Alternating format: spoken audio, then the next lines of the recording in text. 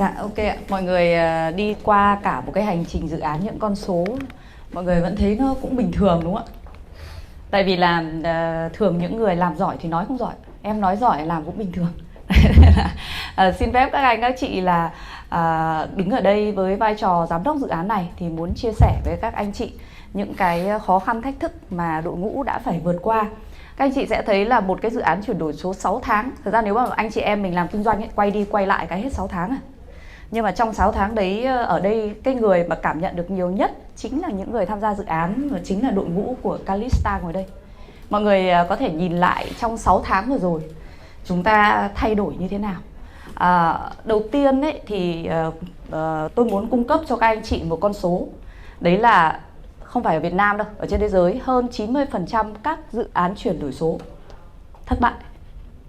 Mặc dù là chúng ta nói rất nhiều về chuyển đổi số và thời gian vừa rồi chúng ta thấy là có rất nhiều những cái quyết định cũng như là các cái chính sách mới của Việt Nam phục vụ cho chuyển đổi số, và cũng rất nhiều người làm chuyển đổi số. Nhưng để đi đến thành công thì con số nó không phải quá cao. Thế thì vậy thì chúng ta là một trong những cái người mà thuộc gần 10% thành công. Và những gì chúng ta phải trải qua là những cái mà muốn đưa đến mọi người để mọi người có thể hình dung nó khó khăn như thế nào, và gọi là lượng sức mình, xem là mình đã chuẩn bị đủ tốt về nguồn lực, về công sức và về tâm thế để bắt đầu một cái dự án chuyển đổi số hay không. Các anh chị có thể nhìn xung quanh thì rất nhiều các chủ doanh nghiệp, các anh chị chủ doanh nghiệp nghĩ đến chuyển đổi số đầu tiên là nghĩ đến đi mua phần mềm. Và đây cũng chia sẻ nội bộ một chút, chị Hạnh cũng không phải là lần đầu tiên làm chuyển đổi số. Những cái thất bại mà chị Hạnh đã trải qua cũng không hề ít, và tôi tin là những cái chia sẻ lát nữa của chị Hạnh nó rất là thực tế để cho các anh chị có thể hình dung. Thế thì ở đây đầu tiên cái mà thách thức đầu tiên đối với lại một dự án chuyển đổi số, mà cái này ấy, là thách thức đối với chị Hạnh là phần nhiều. Đấy là giữ lửa cho đội ngũ suốt thời gian triển khai 6 tháng. Con người ta thì có một cái là khó thay đổi thói quen. Các anh chị cứ thử nhìn vào xem, nếu như mình có một cái thói quen gì đấy ấy, thì để mà chuyển đổi hay là sang một cái cách làm mới nó khó lắm. Ai thì cũng có một cái phản kháng đối với việc thói quen.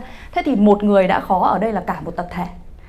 Và để cho cả một tập thể thay đổi từ việc đang làm giấy chuyển sang công nghệ, đang gửi qua Zalo nó nhanh như thế mà phải đi vào phần mềm, xong rồi đi từng đầu mục công việc để báo cáo cho từng đầu mục công việc đấy, thì thay đổi một cái thói quen của một đội ngũ như thế thì 6 tháng là bình thường, đúng không ạ? Thế thì đấy là cái nỗ lực không ngừng của người đứng đầu doanh nghiệp, giữ lửa cho đội ngũ. Vừa lắm lúc thì cũng phải căng một tí, lắm lúc thì phải động viên một tí, lắm lúc thì phải xông vào làm cùng anh chị em.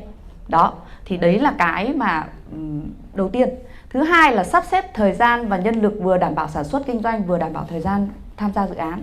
Các anh chị có tưởng tượng như này, đối với một doanh nghiệp tư nhân ấy, thì khi chúng ta làm việc ấy, thì hầu như cán bộ công nhân đã mất 8 tiếng để mình làm các cái công việc hàng ngày, đúng không ạ? Thế thì trong cái thời gian chuyển đổi số chúng ta học này, chúng ta phải thử cái mới, nhưng mà chúng ta cũng chưa bỏ được cái cũ đi mà, đúng không ạ? Chúng ta phải làm song song thì cái công việc đấy, cái lượng công việc đấy thậm chí nó lên gấp đôi.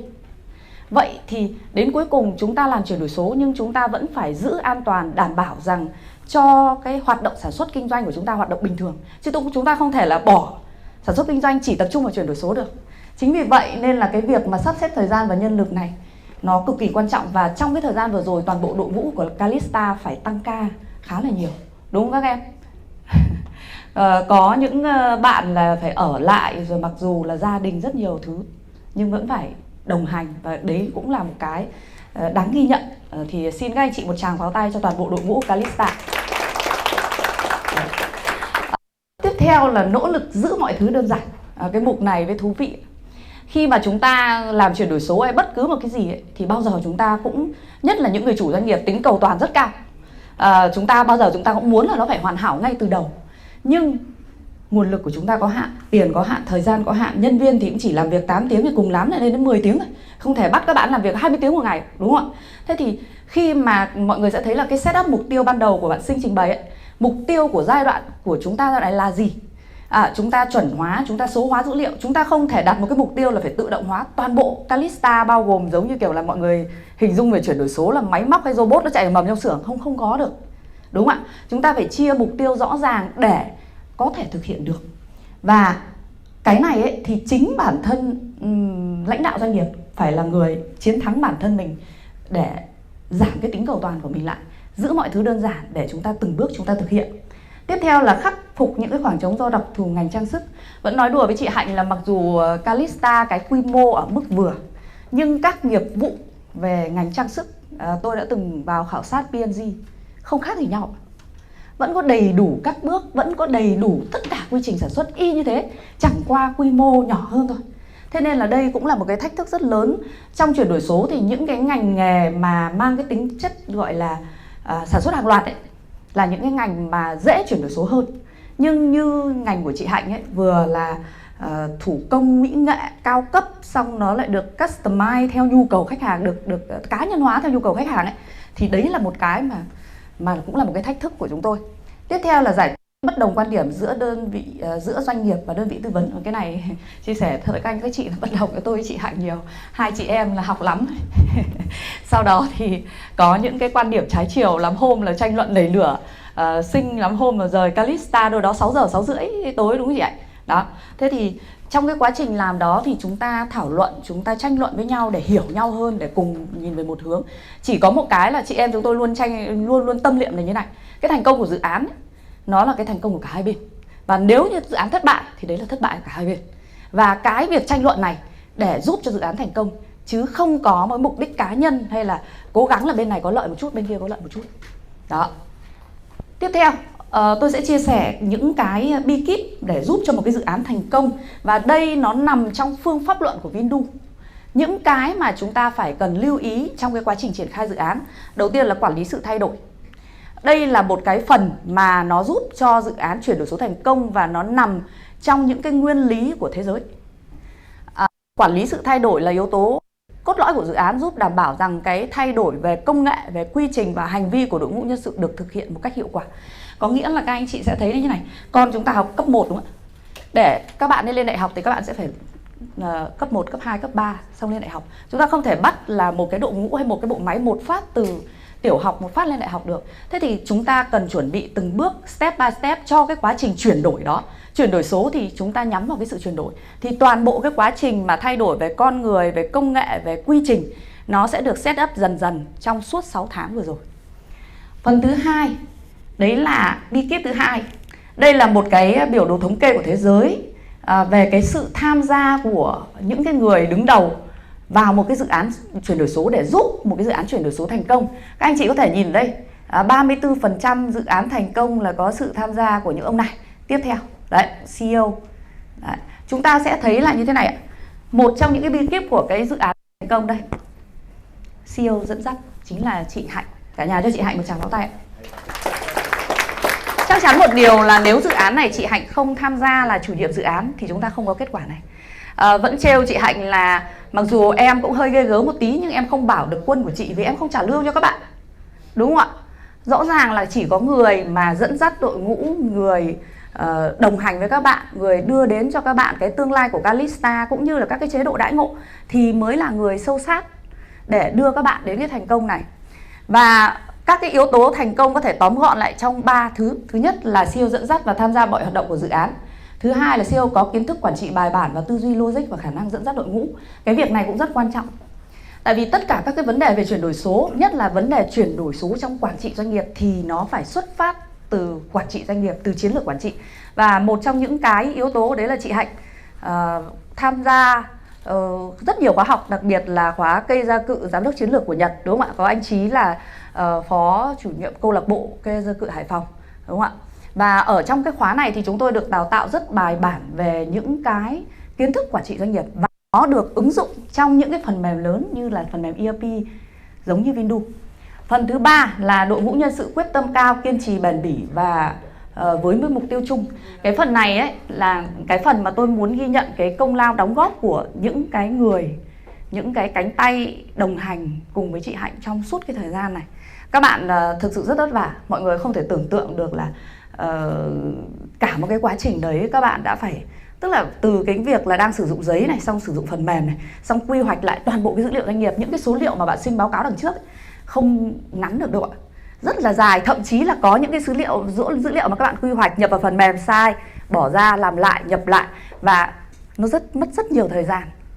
Các anh các chị cứ tưởng tượng này, chúng ta là chủ doanh nghiệp đấy, làm cái gì mà kiểu lặp đi lặp lại 1-2 lần là chán đấy, các bạn phải làm rất nhiều lần. Đó. Phần tiếp theo đấy là lựa chọn đơn vị chuyên gia đủ năng lực. Thật ra ở đây là một cái tiêu chuẩn chung đối với một dự án chuyển đổi số. Các cái chuyên gia có kinh nghiệm thực chiến này, có khả năng phân tích, định hướng chiến lược này, kiến thức công nghệ và xu hướng chuyển đổi số này, đồng hành, truyền cảm hứng, cam kết đồng hành và đạo đức nghề nghiệp.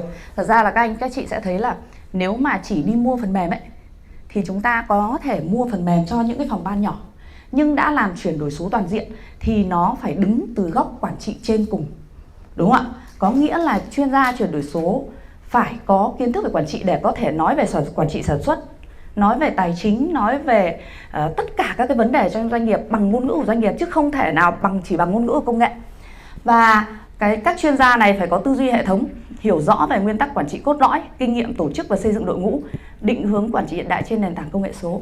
Tức là ở đây các cái chuyên gia mà đồng hành cùng với doanh nghiệp ấy, thì các anh chị lưu ý có 2 yếu tố. Một là quản trị, 2 là công nghệ. Hai cái đó phải đồng hành và cùng tồn tại trong một đội ngũ chuyên gia, chứ không thể là một ông biết quản trị, một ông biết công nghệ, xong 2 ông ấy mà cãi nhau là cũng rách việc. Đó. Thì đây là cái bí kíp tiếp theo.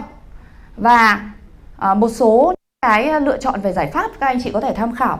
Thật ra là các anh thấy là doanh nghiệp ấy, thì trên cái chặng trường đường phát triển ấy, có thể thay đổi về quy mô, có thể phải thay đổi về nghề, thay đổi rất nhiều thứ, và một lúc thì các anh doanh nghiệp cũng không thể thực hiện được tất cả mọi thứ. Thế thì cái việc mà lựa chọn một giải pháp mà nó có thể là ở cái giai đoạn đầu tiên làm đơn giản thôi, làm cái gì đơn giản làm trước, sau đó mở rộng dần, nó rất là quan trọng. Nếu bây giờ một cái giải pháp nó quá to vào một cái doanh nghiệp mà đang có cái sự biến đổi nhiều ấy, thì nó cũng là không phù hợp. Thì đây là một số các cái bí kíp về chọn giải pháp. Đặc biệt ở đây các anh chị lưu ý là có tính tổng thể và xuyên suốt. Làm gì thì làm, thì sau này tất cả mọi thứ nó kết nối với nhau. Tại vì là sẽ có rất nhiều các doanh nghiệp, mỗi bộ phận sử dụng một cái công cụ, sau đấy thì không nói chuyện được với nhau, thì đến lúc mà chúng ta muốn làm chuyển đổi số tổng thể thì nó cũng không được. Okay. Và cuối cùng, bí kíp để giữ mọi thứ đơn giản. Thì ở đây có 2 cái hình. One need, có nghĩa là chúng ta muốn cái gì và chúng ta cần cái gì, thực sự cần cái gì. Muốn thì chúng ta muốn rất nhiều thứ, đúng không ạ? Nhưng ở trong cái giai đoạn đấy chúng ta thực sự cần cái gì là cái bản thân cái người chủ doanh nghiệp phải hết sức tỉnh táo và lựa chọn để làm sao chúng ta đủ nguồn lực để thực hiện những cái chúng ta cần trước. Còn những cái muốn chúng ta có thể checklist ra về để thực hiện dần dần, đúng không ạ? Và thậm chí là sau khi thực hiện giai đoạn đầu rồi, những cái chúng ta muốn có khi vẫn thay đổi mà. Rồi ạ. Và một cái bí kíp nữa là quản lý kỳ vọng người dùng. Mọi người sẽ thấy đây là những cái giai đoạn triển khai dự án thông thường. Và kỳ vọng của người dùng chính là những cái đội ngũ ở dưới này, mọi người dùng phần mềm hàng ngày ấy, nó sẽ như này. Các anh chị có thể thấy là lúc đầu phấn khởi, hai bên ký hợp đồng vẫn phấn khởi lắm. Đến lúc mà đến giai đoạn triển khai go live, mà cái giai đoạn căng thẳng nhất là đưa vào vận hành thực tế, thì lúc đấy là cái kỳ vọng của người dùng nó xuống đáy. Và nếu như mà chúng ta không xác định với nhau đây là việc bình thường ấy, thì chúng ta sẽ rất hoảng. Và đây là cái lúc mà hai bên sẽ phải ngồi với nhau để cùng đưa ra các cái giải pháp để hỗ trợ người dùng có thể vượt qua được cái giai đoạn khủng hoảng này, để từ đấy bắt đầu đi lên. Thì toàn bộ những cái thông tin này nó đều là cái phương pháp và là những cái nghiên cứu khoa học, chứ không phải là chúng ta chỉ là cái cảm nhận của chúng ta. Thế thì khi mà chuẩn bị tốt cái này thì chúng tôi cũng đã có những cái trao đổi thẳng thắn với nhau và hỗ trợ toàn bộ đội ngũ vượt qua cái giai đoạn khó khăn này. Kế hoạch tiếp theo. Ở đây chúng ta có 3 cái kế hoạch tiếp theo dành cho Calista. Thứ nhất là tinh chỉnh nâng cao mức độ tự động hóa. Mặc dù bây giờ tất cả những cái số hóa chúng ta đã đưa lên phần mềm rồi, nhưng cái mức độ tự động hóa ấy, thì chúng ta sẽ dần dần. Ví dụ trước đây chưa quen chúng ta làm 3 bước, sau này có một số những cái tính năng tự động về trong phần mềm ấy, chúng ta có thể tận dụng để tối ưu toàn bộ cái quy trình vận hành làm sao để càng ít những cái thao tác thừa, bao gồm là những cái thao tác bộ phận này làm rồi và bộ phận kia phải làm lại ấy, sẽ loại bỏ dần. Chúng ta là cái đổi mới sáng tạo mà. Cái này là cái việc chúng ta làm thường xuyên và hàng ngày. Thứ hai là tinh chỉnh theo đặc thù ngành sản xuất trang sức. Có một số các đặc thù của ngành trang sức mà chúng tôi xem xét để sắp tới cũng sẽ cùng với chị Hạnh để xem là mình làm như thế nào cho nó phù hợp với đặc thù ngành. Và thứ ba là tối ưu trải nghiệm khách hàng dựa trên nền tảng công nghệ. Cái này ấy, thì các anh chị sẽ thấy như này. toàn bộ quá trình hoạt động của doanh nghiệp đều tập trung vào khách hàng. Cái việc chúng ta làm tối ưu bên trong, làm tốt bên trong, nó ảnh hưởng trực tiếp đến khách hàng. Mình lấy ví dụ như này, tất cả các lệnh sản xuất theo đơn hàng của chị Hạnh, bây giờ chị Hạnh có thể hoàn toàn tự tin để xem trong phần mềm và trả lời với khách hàng rằng là hàng của anh chị đang ở đâu, sản xuất đến khi nào, bao giờ tôi có thể giao hàng cho các anh chị, thay vì việc như trước đây là mình phải hỏi bạn này một tí, hỏi bạn kia một tí, đúng không chị Hạnh? Thế thì toàn bộ cái thông tin về khách hàng, quá trình mua hàng của họ, các cái đơn hàng của họ và những cái thông tin, các cái điểm chạm trên hành trình khách hàng sẽ được thể hiện ở trong một cái giải pháp tổng thể như thế này.